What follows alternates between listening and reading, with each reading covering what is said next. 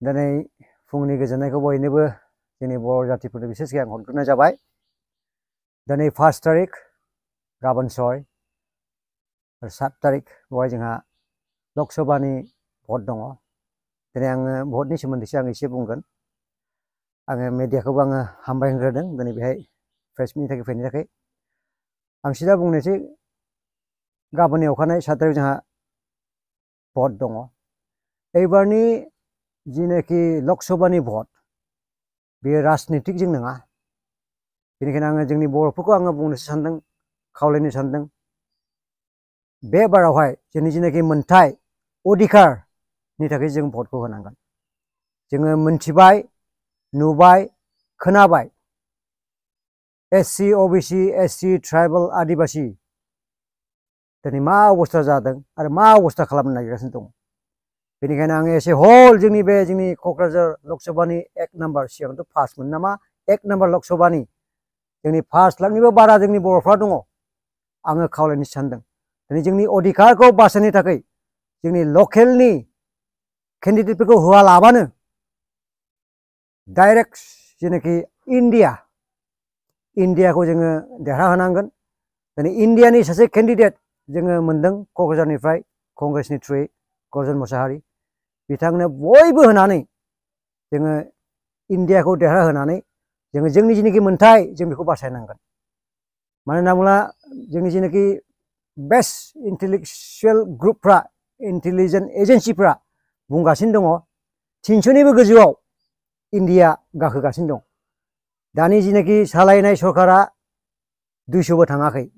बेनिखायनो आङो ग्यारेन्टि, आङो प्रफेटिक भाषाजोंबो बुंदों दिनै जोंनि इन्डिया देरहागोन आरो बे लास्ट जोंनि जाथिनि थाखाय OBC, ST, आदिबासि बर'फोरनि थाखायबो जागोन।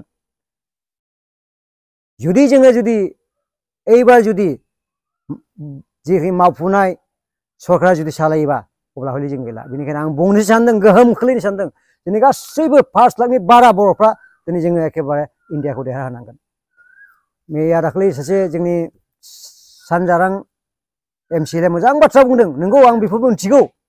आंबो निजे रन्जन दैमारि सार, केडारफोर, भुटानाव थाबोनाय 18, 19 जन, 20 जन, बेनिफ्राय जेनेबा केस दं बेखौ फ्रि खालामनो थाखाय बे मोनथाम बिषयखौ आङो अलरेडि जोंनि जेनाखि आफादगिरि भारतनि आङो बिथांनो हरनानै दङ। खिन्थु टेकनिकेल प्रब्लेमनि थाखायहाय बेयो मावनो हाथ'वाखै। बेनिखायनो एबार जुदि जोंनिफ्राय सासे थांगोन आरो इन्डिया जुदि देरहायोब्ला डेफिनेटलि जों बेखौ जों मावनो हागोन।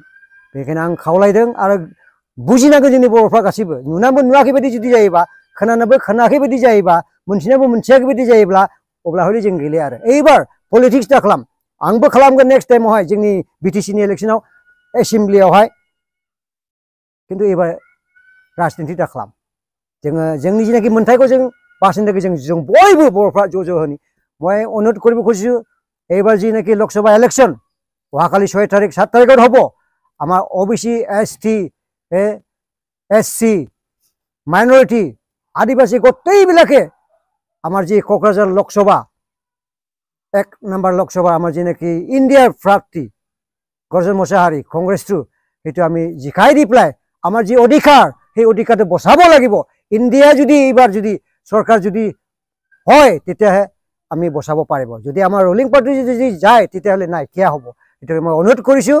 এইবাৰ পলিটিক্স নহয়, পইচা যদি পাই লওক, কিন্তু ভোটটো হ'লে হাতত দি পেলাই আমি উইনাৰ কৰিব লাগিব। এইটো মই অনুৰোধ আৰু এইটো মোৰ এটা ভৱিষ্যতবাণী আমাৰ OBC, ST, ট্ৰাইবেল আৰু মাইনৰিটি বিলাকৰ কাৰণে। ধন্যবাদ। মই বেছি নকওঁ। आं जोंनि मानसिखौ बुंदों बिसेसकै जोङो एखेबारे लैहोर लैहोर ज' जोङो जिखिया पार्टिनि जा मानो जोङो एखेबारे जोङो दिनै इन्डियाखौ जों देरहानि, जों कंग्रेसखौ जों भट होनानै देरहागोन। इसोरा आशीर्बाद होथों। बयखौबो खुलुमबाय। गोजोन्थों। Thank you.